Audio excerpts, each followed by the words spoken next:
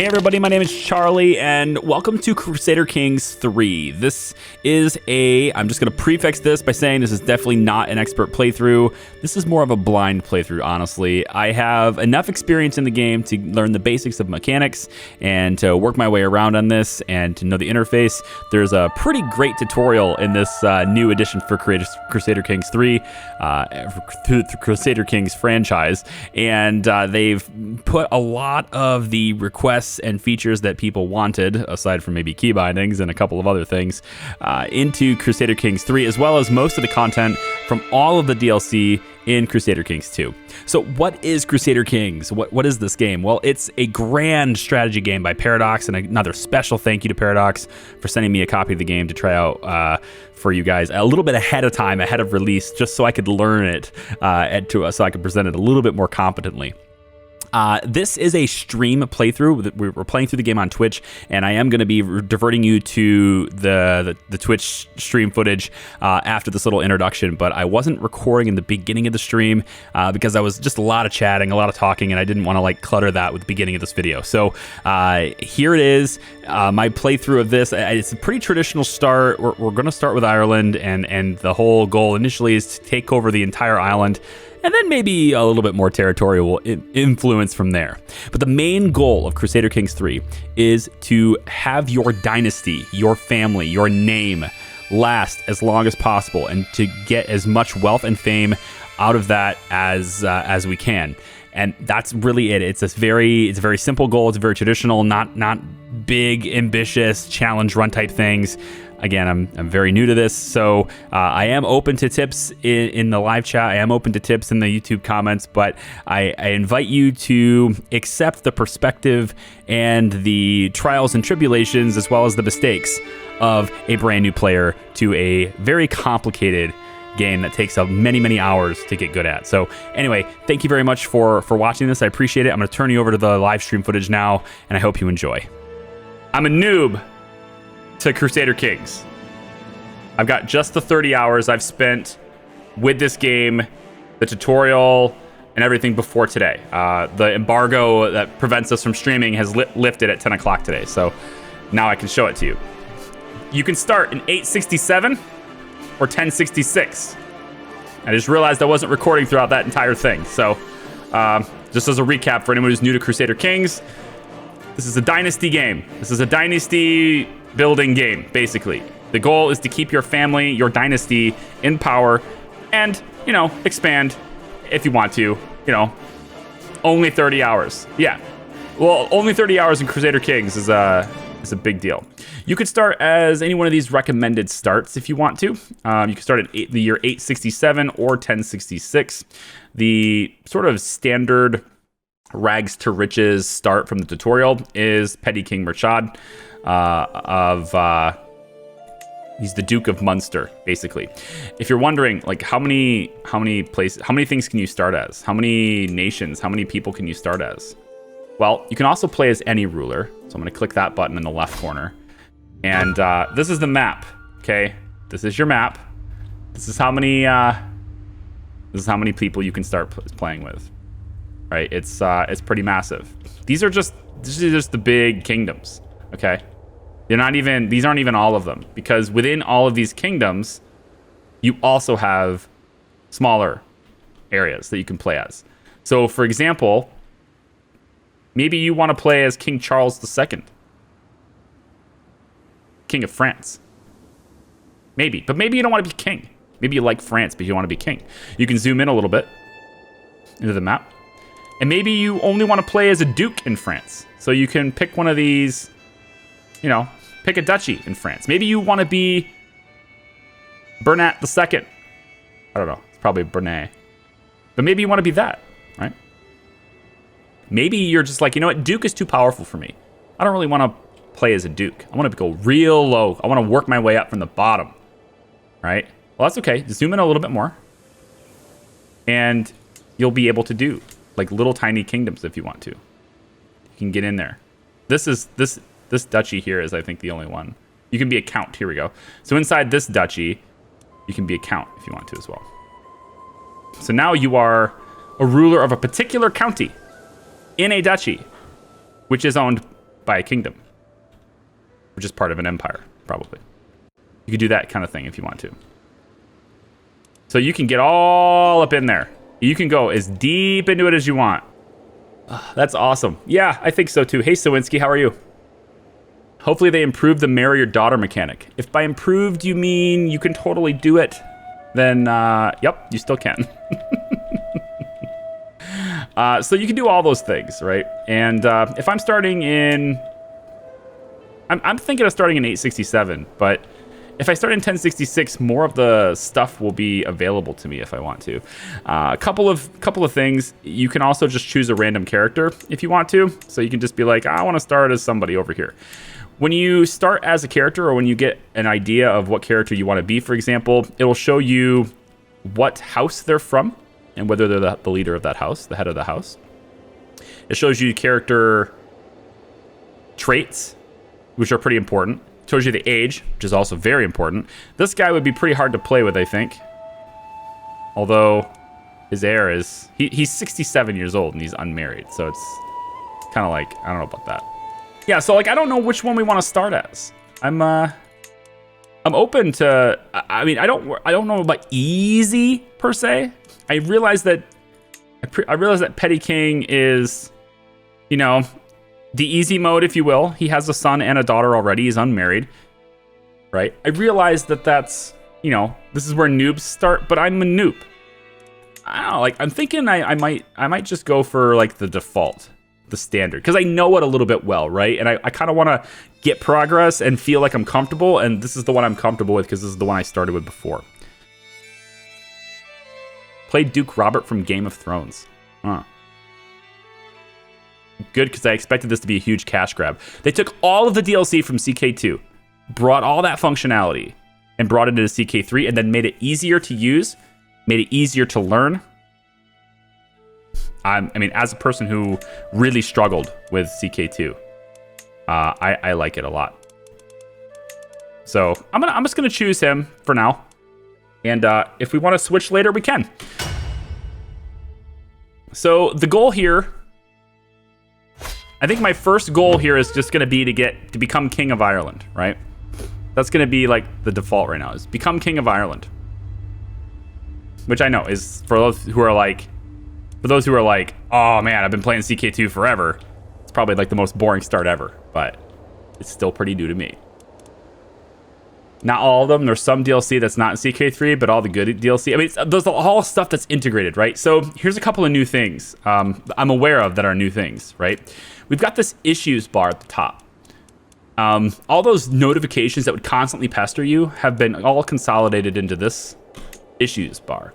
And not only do they kind of consolidate all your stuff and you can check them anytime you want to like that, but it also gives you tips on certain things that you should be doing or certain things that maybe you could do as your gameplay goes on. So it's suggesting that we increase our opinion or increase the opinion of somebody there. We can declare wars if we want to as right now, because we have the right to declare war on these two people. We're not endorsed by our bishop currently, so we need to go look at that. And to do that, we have insular Christianity as our default religion, and currently our bishop doesn't really like us much. So that sucks. What do we have here? Okay, so our chancellor has 20 diplomacy. That's pretty badass. It's pretty badass, actually. Our intrigue, yeah, look at this. Our spy master starts with 17. That's pretty good too. Our steward could definitely use some work, and we're also unmarried. So I think one of the first things we probably should do is try to find a wife, right? Probably. We also have no lifestyle chosen, so we can go into lifestyle decisions. And there's 5 different lifestyle decisions. We have diplomacy, martial, stewardship, intrigue, and learning. And our current leader, he's more catered towards martial, so he'll get a bonus for trying to learn. Here's a cool thing too. Here's something that's really cool. If you're interested in doing that. So this is the whole map, right? All this is live. All this is active. I can click any one of these, and I can see that character. I can see all everything about them, right? I can see all that stuff at any time. dynasty they're from, the house, all that stuff, their kids, all that stuff. And at any point in time, if you're starting, right? If you're starting out and you're like, you know what, I don't really like this character anymore. I'm gonna play somebody else, right? You can literally switch character at any time. You could just switch characters. You could say, you know what, I want to play as, I don't know. How about this High Chieftain guy here? All right, cool, hit play. Now you're him. In the same universe. You could be in 300, 400, 500 years into this, into the same save, and just switch to play a different character if you want to. Because why not? You wanna mess up a dynasty from, you know, if you're just like, hey, you know, this guy's been a real dick to me. You know, he's been real pest. I don't like this guy anymore. He's been real. I don't like him. I want his whole dynasty to die. Just switch. You could play as him. You can just completely tank their country and then switch back. If you want to. I mean, it's up to you, right? Like, you wouldn't do that if you were like an honor playthrough, or if you were just like, hey, I'm trying to do this right, you know? But you can do that if you want to. Was there a point in this game where you could marry a horse? Or am I thinking of something else? I think you're thinking of something else. I don't know anything about marrying I don't know anything about marrying a horse. You can't do that in Iron Man mode, by the way. Oh, we should totally do Iron Man. Okay, here's what we're gonna do. We're gonna get the real playthrough started here. We'll start as the petty king here. So he has a son already. Brian Brarain. Brarain? Is that his last name? Brian. It's great. House Brian. So we wanna keep with House Brian forever. We wanna keep it in power forever. Okay. So here's how it works. Basically, I'm gonna go down martial lifestyle. We already have strategist. He's already really good at this. Maybe stewardship is better, because we're a little bit low on stewardship. We could get more income. Income sounds good. I think income sounds great. Let's do stewardship, because I've got great martial skill already. All right, so here's how this works. I'm looking for the right one. I think it's Insular Christianity, I think is what this is. So Insular Christianity. Here's our religion. Okay. Insular Christianity. We have our quarters take the vows and become a monk. Or courtiers. Is that how you say it? You do realize we'll reset when he dies, right? Yeah, no, I get that. Those are traits that they start with. I know. It's okay. So it makes temperate a virtue, makes gluttonous a sin. We have vows of poverty, pastoral installation. Always considers other Christian faiths to be righteous, regardless of doctrinal differences. So we're okay with other Christians, basically. It's like, oh, you're different level, different areas of Christianity. We're okay with them. They're cool. Okay. It's not like, you have to follow this specific doctrine, right? We have a male-dominated society. Charlie, in grand strategy, has your wife been changed yet? I have not married yet. But if I started with a wife, I would have probably changed her by now. We are pluralist. Adheres to other faiths will have opinion penalties of 50%.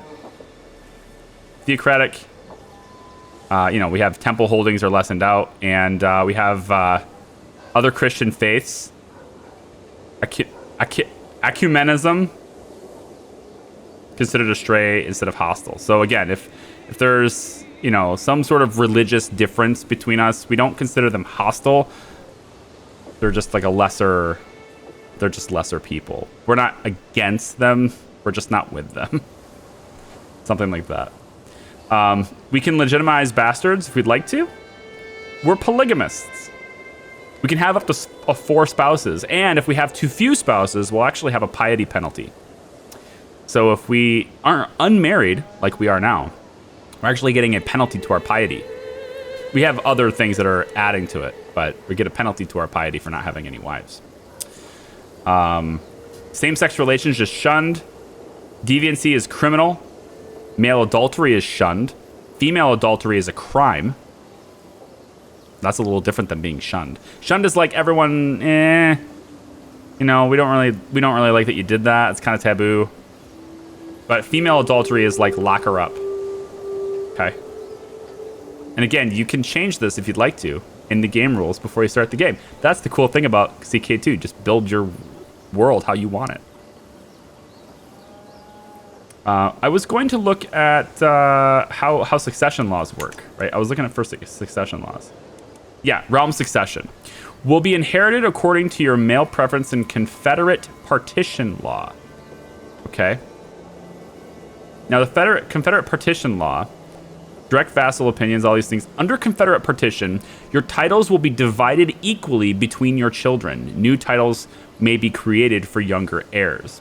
So if I have 2 kids, when I die, all of my titles get evenly distributed between the 2 of them. I don't just have one heir that takes it all, unless I only have one male child, right? So if I stop at one male kid, then yeah, one big heir. But if I have more than one son, it's gonna get divided up amongst everybody, which is kind of I don't want that, you know. I don't want it. But the goal here is to become king of Ireland. So how do we start with that? Well, right now we have, this is our duchy, or this is our petty kingdom of Munster. Okay, this is the area that we have.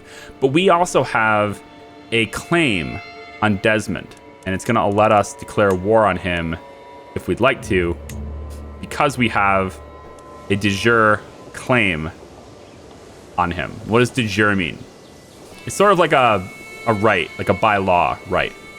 So the cool thing I like about CK3 is how they've redone the tooltips and everything to be really great. And if you're just starting the game, do the tutorial. It's fantastic. They've done a really good job in the tutorial this time around. But if you wanted to, you can go down tutorial window inception. Okay? So let's say I want to know what de jure is. I just hover over it. I have this. And then I'm like, what do you mean by casus belli? What does that even mean? I can hover over top of that too. Cause for war. And I'm like, that's great. And then I want to know, what does prestige mean? I can just hover over that now and I get that window too. And I can do this over and over again until like I run out of things to hover over. It just keeps going. I don't have to worry about going flippy floppy between things. And if it's just like, oh, that's what that is, okay, and I can move back if I want to a certain window if I remember where that is. So that's cool too. So you really get into all the details of what you what you want to learn about the game. Are there different map modes? Yeah. So map modes here, we have duchy titles. You can look at that, so you can see all the different duchy titles. Now I have a de jure claim to this area. I don't currently own it. If you go to realms, it's not mine, right? But I have a claim to this, so I want to start war with him and get him under my wing first, probably. Kingdom titles: Ireland, England, Scotland, Wales, Germany, France. You know, you get the big kingdoms if you want to. Again, you can zoom all the way out and get into any one of these if you want to. But kingdom map, right? We have empire titles, so it has the British Empire, the Holy Roman Empire, right? These are real big, right? Then we have faiths. So you can see where all the different faiths are. Obviously, a lot of Catholic around us. We are not Catholic. We're a little bit, you know. I'm actually wondering if Catholicism is more accepting of adherent to other faiths will have an opinion penalties of 100%. So they are like, you must be Catholic. You can't be some other form of Christianity. You must be Catholic. Otherwise, you get a relationship penalty. All right, fair enough. And a little bit of Catholic right here too. We've got cultures. You can see a culture map. And cultures, they represent the language and customs. So people who are the same culture as you, if we see other Irish, right, we'll have a little bit of a better opinion of them because, oh yeah, you're Irish too, me too. And, you know, they have something in common, so that makes sense.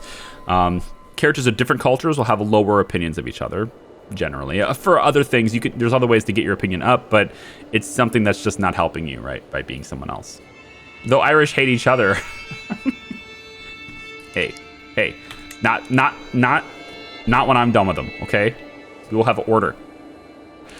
You can also look at the houses. So we have the Pryor house, and then you can see all the different houses and stuff and how they are too. Most people play the game in realms, and the realms map. Most people do, as far as I know. So I assume that because I've read it online and because this button is bigger than the rest. So yeah. One thing they still have not done, I don't understand this, but it's 2020 and you still cannot re-keybind. So you still can't change your key bindings. I don't know why. They just, yeah. If I want to make the realms map be R, because R is for realms, I can't do it. It's still E. So, is what it is. R will be faiths, because that makes sense.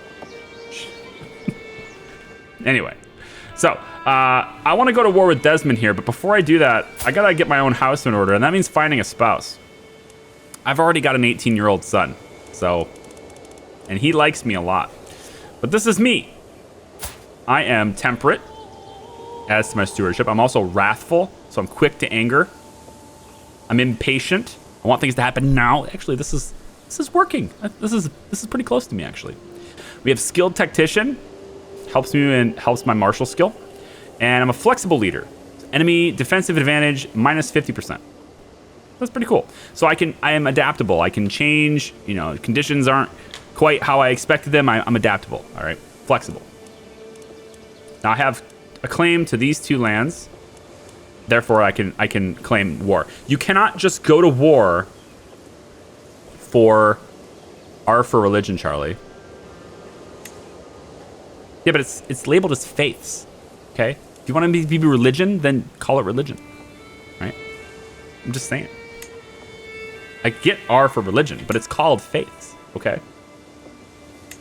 In any case, the kingdom. I have an unpressed claim to be the king of Ireland. In order to be the king of Ireland, I have to meet a certain number of conditions.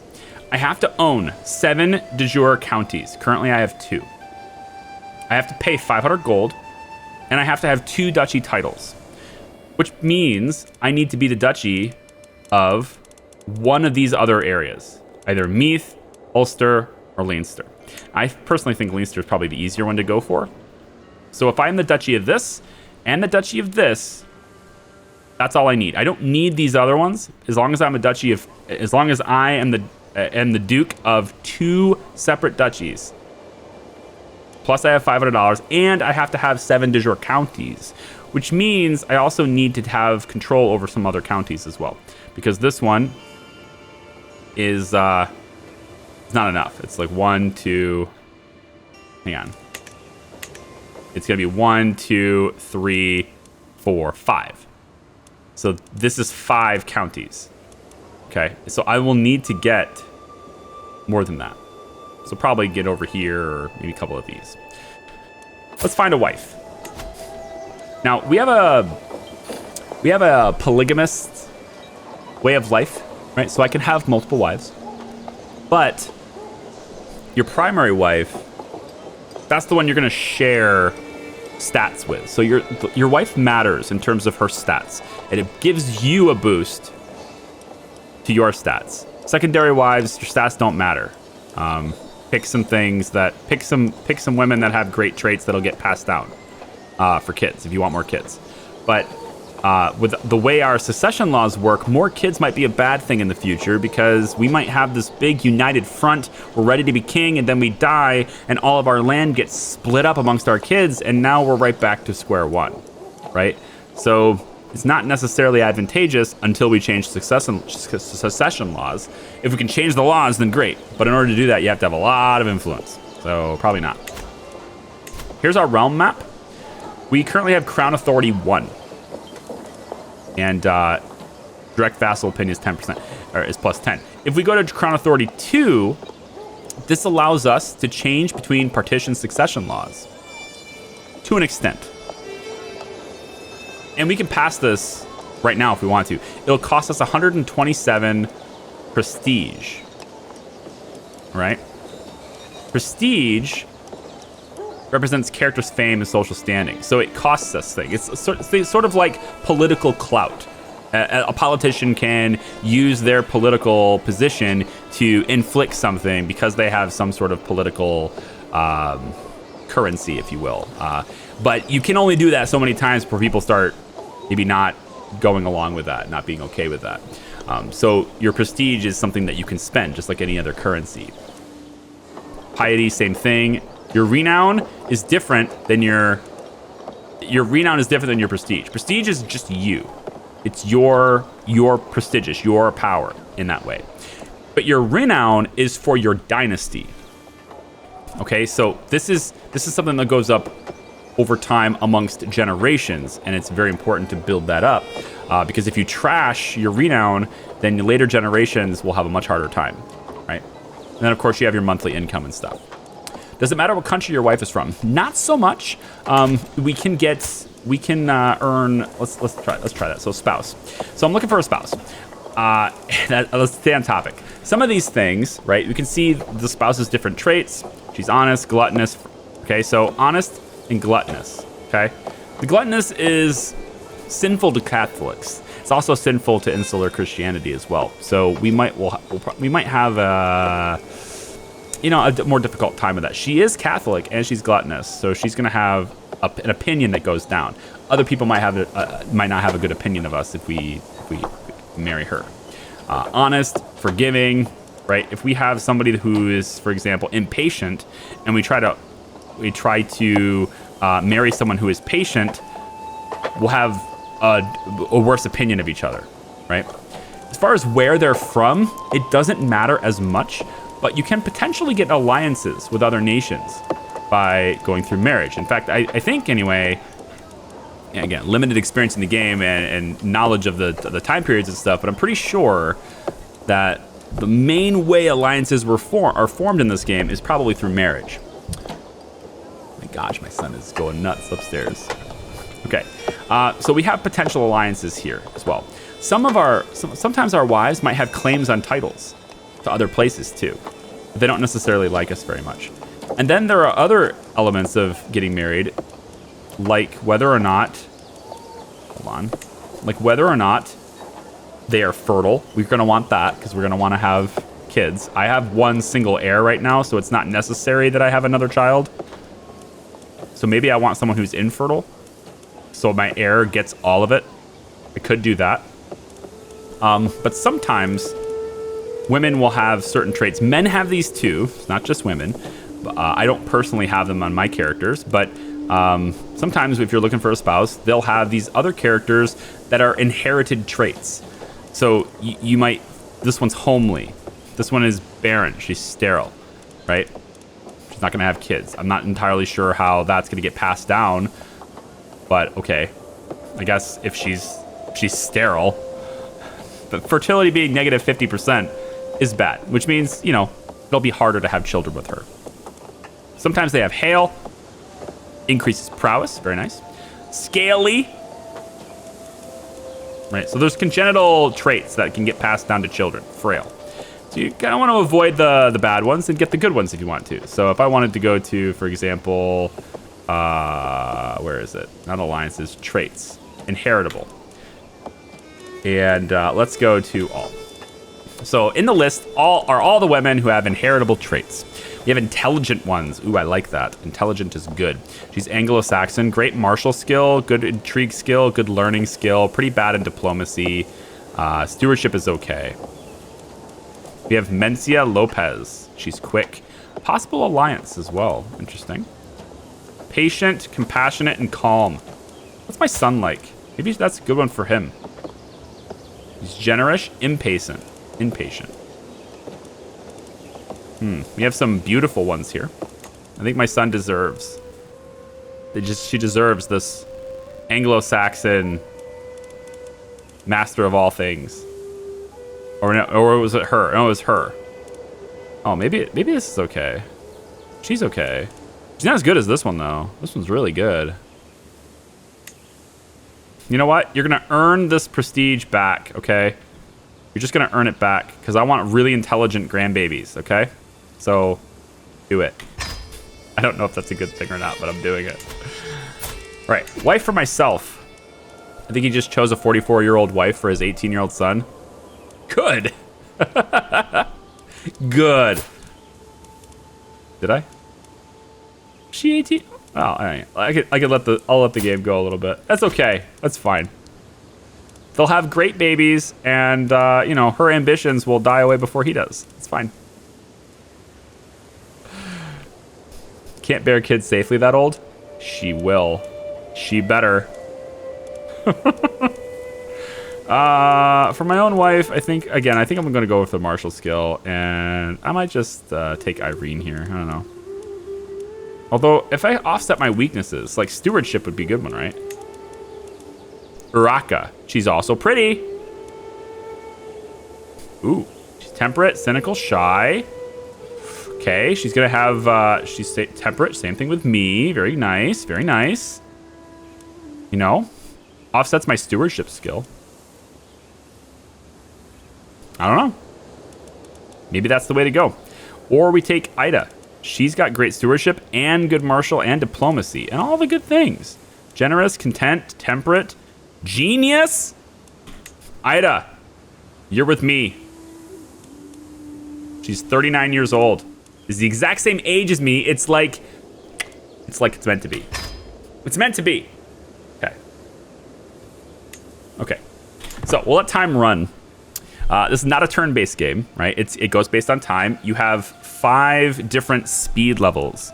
They're down here in the corner. 1, 2, 3, 4, and 5. Use 5 with caution because it's very fast. So don't do it very often if you can. Ida accepts my marriage proposal. Thanks. Good. And to the loathsome. Okay. She really hates me. She hates me so much. Why does she hate me so much already? This is fine. This is gonna be fine. Because you're gonna listen to your spouse, okay? Hey, can we get you to convert? She will not accept conversion. Well, I tried. She will not accept.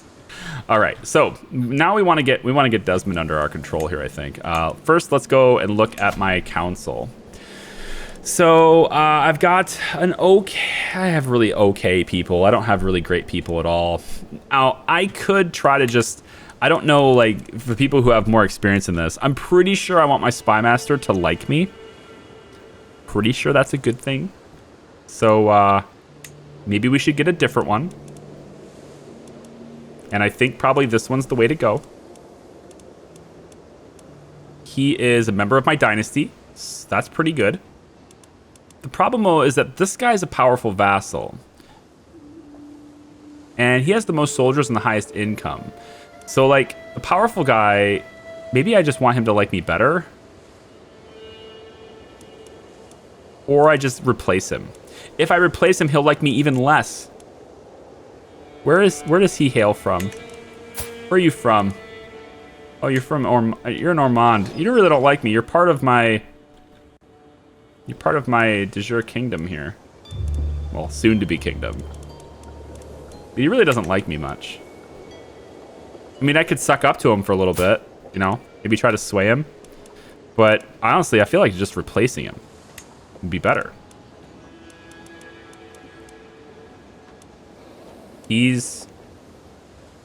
Yeah, like he's got much higher intrigue. Ragnvald is a better chancellor than mayor. Yeah, I could swap him. That'll make him happy. I don't like this mayor guy, right? I've had him before when I was playing around with this. This guy sucks.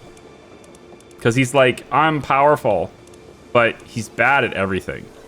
He's just bad at everything. So I think I want to reassign. He'll have a bad opinion of me for a while. I'm going to get rid of him. Then I'm going to say, hey, Earl Ragnvald, whatever your name is. Where are you? Gotcha. Reassign. And then I get a new spy master. And bring in him. There. Now, he's not a powerful vassal. So I'm going to have one of these powerful vassals not happy. unfortunately. One of them will not be happy. Not everyone can be happy. I want a new steward too, but there's not really any good options for stewards at all. It kind of sucks. So I'm going to have a really shitty steward.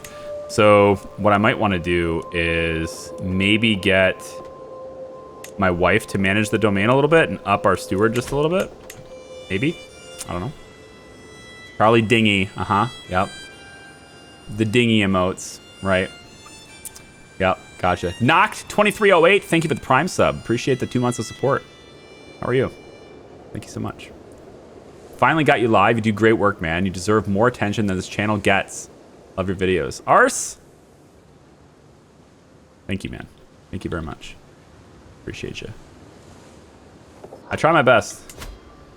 I'm not great at video games. I just hope to be an okay entertainer. All right, so Desmond, I want to go get that. Unfortunately, that requires us to go to war with this guy. His military strength is similar to ours. He has 5 knights. Knights are characters that join your army to fight alongside your soldiers, and their prowess skill is what matters. So if I take a look at my military, militaries are made up of levies, knights, and then men-at-arms. And you can have varieties of different men-at-arms. Levies are the most common. They're also the worst soldiers you're going to have, basically. They are just regular people fighting the wars for you. They do 10 damage. They have 10 toughness. Okay, damage they cause, how strong they are to take damage. They have no pursuit, and they have no screen. Pursuit is how well they destroy your enemy while they are retreating. Screen is how well they protect themselves while they are retreating. And they have none of the best. So their baseline stats are pretty bad, and they don't really protect themselves or attack very well in a retreat situation. Knights, you want them to like you. And I've done a really good job of making Mayor Douglas not like me now, because I kicked him out of my court.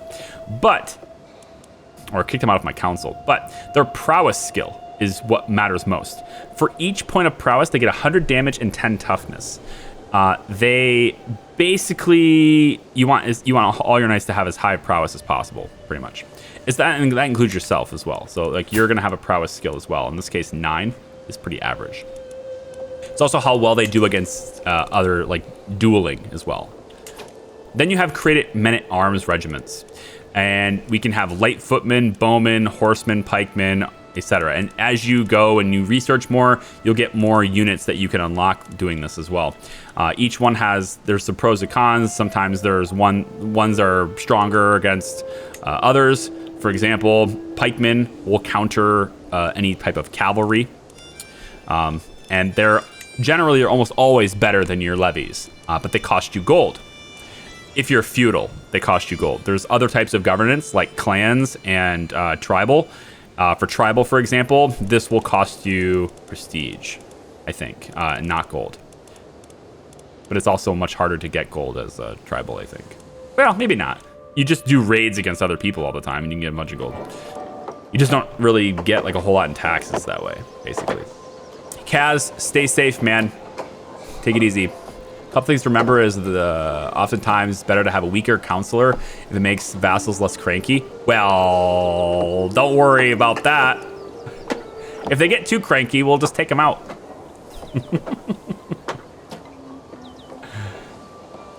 Welcome back, Charlie. How was your move? Pretty good, Deepon. How are you? It's not completed yet. Move's not completely done. Do you guys think the green screen is a better approach for this? Should I get rid of this border and stuff, or because I can whip it up in like 2 seconds? So, you think that's a better way to play it? Let me know. Also, I want to move this so it's not covering my face. Hey, chicken. See you later, man. Have a good night. Think green screen might be better? Cool. I'll just whip it up really quick. Give me a second. It's real fast. Real fast. Real fast.